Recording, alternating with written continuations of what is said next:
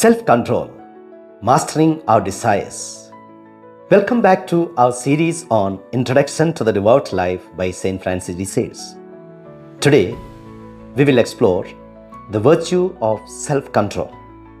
St. Francis de Sales teaches that self-control is essential for mastering our desires and living a life that is pleasing to God. Let us dive into what self-control means and how we can cultivate this important virtue in our lives. Understanding self-control. Self-control is the ability to regulate our emotions, thoughts, and behaviors in the face of temptations and impulses. It involves making conscious choices rather than being driven by our desires. St. Francis de Sales emphasizes that self-control is not about repression or denial. Rather, it is about guiding our desires in a way that aligns with God's will. Self-control is a fruit of the Holy Spirit, enabling us to choose what is good and right over what is merely pleasurable. St. Francis de Sales encourages us to see self-control as a pathway to freedom, allowing us to rise above our baser instructions and live a life of virtue. Example: consider a nun who faces the temptation to engage in gossip. Instead of giving in, she exercises self-control by choosing to remain silent and focus on uplifting conversations. This act not only protects her integrity but also strengthens her commitment to living out her values. The importance of self-control in our vocation. For those of us in religious life, priests, nuns, and seminarians, self-control is essential for fulfilling our commitments and serving God faithfully. St. Francis de Sales teaches that our vocations require us to master our desires so that we can focus on our mission and remain true to our calling. Self-control helps us resist distractions, manage our time effectively, and prioritize our responsibilities. It enables us to serve others with love and dedication, even when faced with challenges or temptations. For example, imagine a priest who is tempted to prioritize personal leisure over his pastoral duties. By practicing self-control, he chooses to engage with his parishioners and fulfill his responsibilities, ensuring that he remains committed to his vocation. The obstacles to self-control. St. Francis de Sales acknowledges that there are several obstacles to practicing self-control that we must recognize.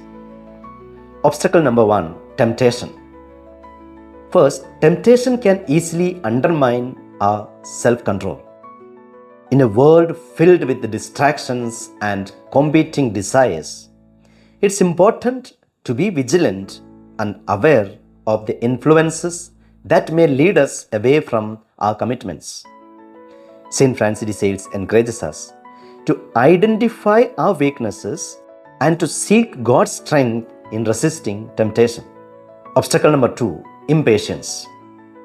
Impatience can challenge our self-control. We may seek immediate gratification rather than waiting for what is truly good. St. Francis de Sales teaches that patience is essential for exercising self-control. It allows us to resist impulsive decisions and make choices that align with God's will. How to cultivate self-control? So how can we actively cultivate self-control in our lives? St. Francis de Sales offers some practical steps. Step number 1, daily prayer. Engage in daily prayer, asking for God's grace to help you exercise self-control. Regular communication with God strengthens our resolve and help us to stay focused on what truly matters. Step number 2. Set boundaries. Establish clear boundaries in your life. Identify areas where you need to exercise self-control and set practical limits to protect your time, energy, and commitments. Step number 3. Reflect on consequences.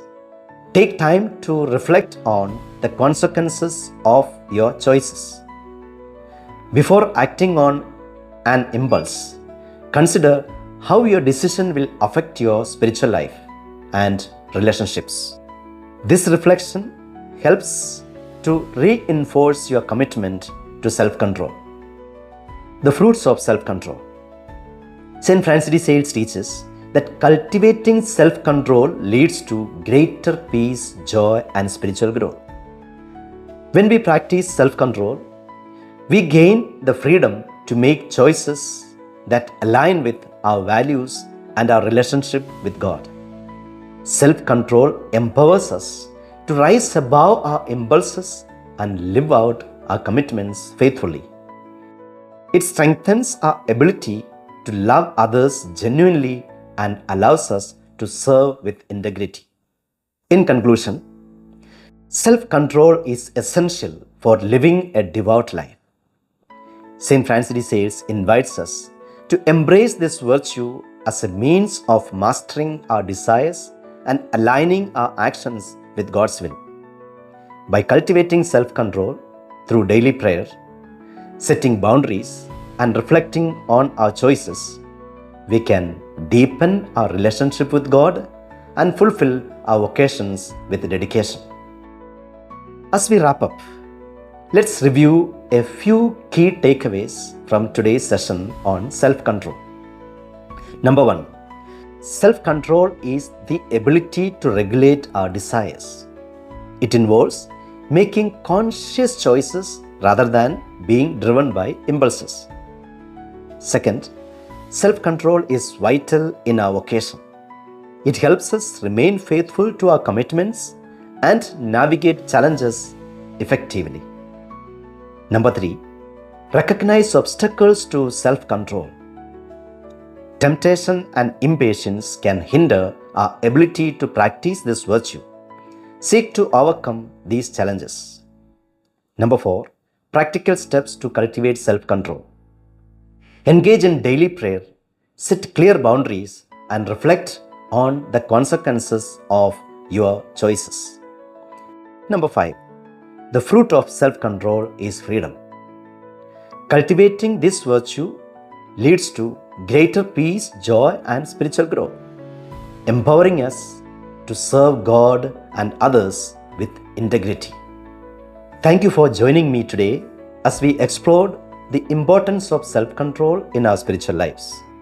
In our next episode, we will discuss the significance of mercy in the devout life and how it helps us grow in love and compassion.